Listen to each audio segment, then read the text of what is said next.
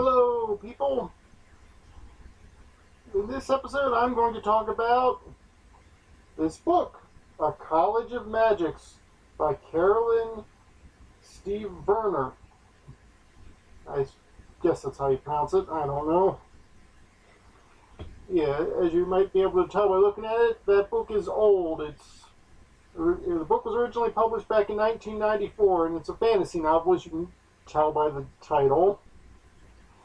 Also, it seems to sadly be out of print, which is too bad because I thought it was kind of good. Yeah, I mostly picked this up because I was at one of my local used bookstores. Not the York Emporium that I was at on Saturday. There's another decent used bookstore near that's located right next door to the comic book shop I go to, so I'll stop in there every once in a while and pick up some good stuff for cheap. But I picked this up because I was looking at the fantasy novels and I was trying to find something that was more or less standalone. This one didn't have anything I want to say it was part of a series and it didn't look like a series, so I got it. And well, it's actually did have a sequel, so I guess it's kind of a series now, but not really, series. Nice standalone thing, mostly.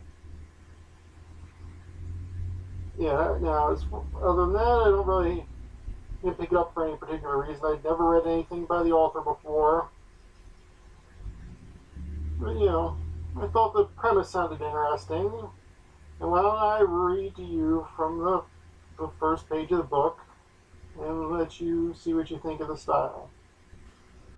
Ferris Nalanine arrived at the gates of Greenlaw on the same day Winter did. It was late afternoon, just as gray daylight began to fade into blue twilight. Behind her brougham, hired in Pontorson to bear her on the last stage of her journey, the causeway stretched back to the coast, a spine of paved road amid the sands of low tide. Before the carriage and pair was the wooden gate of Greenlaw, and in it the gatekeeper's grill with its little green shutter tightly latched. As Ferris watched from the carriage window, Gavin got swiftly down from the box to knock at the green shutter. Gavin was not an old man, not yet, but there was gray brindled in his hair, and the marks of a long journey were plain in his bearing. The offshore wind blew steadily, an edge of frost in it. The coach horses shifted in harness, heads down against the cold. Daylight was failing fast. Soon the green shutter would lose its color and fade into the grays of sea, sky, and stone. Gavin grimaced at the chill and knocked again. As he dropped his hand, the shutter snapped open and a face appeared at the grill.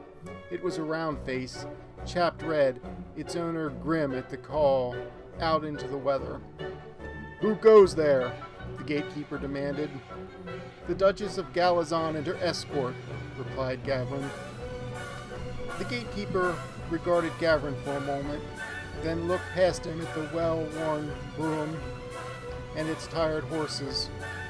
He eyed Reed, the weary driver who had remained on the box, and sneered at Ferris, the only passenger. He glanced at the sky. There was at least a chance of sleep. His face folded into satisfaction. "We have no use for titles here." He closed the shutter. Okay. Yeah, it's, fairly well written. That sounded kind of interesting. Sort of thing that would kind of attract your attention. Makes it sound like it's going to be a sort of Harry Potter kind of thing. I mean, okay, there's no overt magic mentioned in there, but by the title, you probably assume there's going to be magic, and you'd be right. Basically, an early 20th century is the setting, in an alternate universe sort of thing where magic exists, but not one of those things where magic is like freaking everywhere. It's kind of like Harry Potter, I guess, where magic is there, but normal people don't see it very often. And unlike Harry Potter, even in this one, people who do know magic don't really do it all over the freaking place. It's not like there's a secret magical world of magicians who use magic for every freaking thing like there is in Harry Potter. The overall plot, the main character was the Ferris, at least I assume that's how it's pronounced, Faris. Not F-E-R-R-S, like Bueller. I think that's how he spelled it. Or is that the Ferris wheel? Or are they both spelled the same? I don't know. It doesn't matter. Anyway, she's the rightful Duchess to Galazon, which is a duchy, an independent duchy in Europe somewhere. At least she will be the rightful Duchess when she comes of age in, I think, a little over 2 years from the beginning of this book. Her uncle, who is more or less a wicked uncle, not evil wicked, but she thinks of him as wicked, and as the book goes on, you can tell he's very politically conniving. They sent her there to get her out of his hair, more or less, so he can, pull off whatever evil schemes he's pulling off while she's gone. She goes there to basically, it's a finishing school, but it also has a reputation for teaching its students magic. Although oddly, it doesn't actually teach its students magic that well. I mean, it does, but students aren't allowed to actually practice magic at the college. It's some weird law they have there that didn't really make all that much sense to me, but whatever. It's like a combination of Hogwarts and a finishing school, really. Teach her how to be a proper young lady and teach her how to do magic. She's there for just about 2 years. Not quite until she leaves shortly before she reaches her majority. While she's there, she makes some friends. One good one who will pretty much be one of the major secondary characters throughout the book. And she also makes a recurring enemy, one of her fellow students who's kind of evil. Yeah, and they actually, despite being called a College of Magics, it's not like Harry Potter where the whole thing is set in the school. Only about a third of the book actually takes place at the school.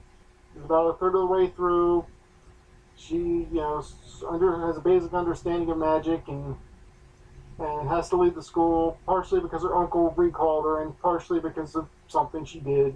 And she also ends up with a quest and people trying to kill her, and there's adventures and a love interest, of course, because, there's always a love interest in these kinds of stories. In fact, there's a love interest in most kinds of stories, really. Yeah, I basically really enjoyed it. I thought it was, a very good story. Fairly well written, lots of good political intrigue. I like the characters. I like the fact that it's not like Harry Potter where every freaking thing is magical in the world of the magical people. Or it's not one of those things where, there's magic hidden everywhere that nobody knows about. Magic is there, but it seems to be kind of rare, though it is fairly powerful. But at least for the people who know how to use it. It's the sort of book that I would definitely not hesitate to recommend to people who like fantasy. It's a shame the book is out of print, because it's pretty good. I do notice that she has some other books in print, and I actually apparently have one on my Kindle that I haven't read that she co-wrote with another fantasy writer I like. So hopefully I'll get around to reading it sooner or later and let you know what I think. Like I said, this one, what I think is, it's a really good book, and if you can find a used copy, you should try reading it. And you can find used copies on Amazon, because you can find used copies of anything but the rarest of books on Amazon. Anyway, I will give this book an A. It's, good. Really good. And up next, probably tomorrow, will be a review of a book that I really don't think is very good, because the book I'm reading on my Kindle is really not very good. After that, I will probably be reading and reviewing Pressure by Brian Keene, unless I've managed to finish 2 Kindle books before I get to that. But yeah, because Brian Keene's one of my favorites, and since I have a new book by him, I'll be reading that. And I'm sure I'll like that. Because I try to read things I like. And you should try and read things you like too. Or even try reading things you don't like every once in a while, because it's worthwhile to read things you don't like every once in a while. As long as you don't really hate it and it's not really long and slow and boring. So until then, have fun with your reading.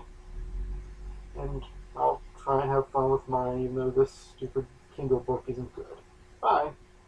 If you like this video, please click subscribe or watch some of my older videos. If you think the book I reviewed sounds interesting, buy a copy.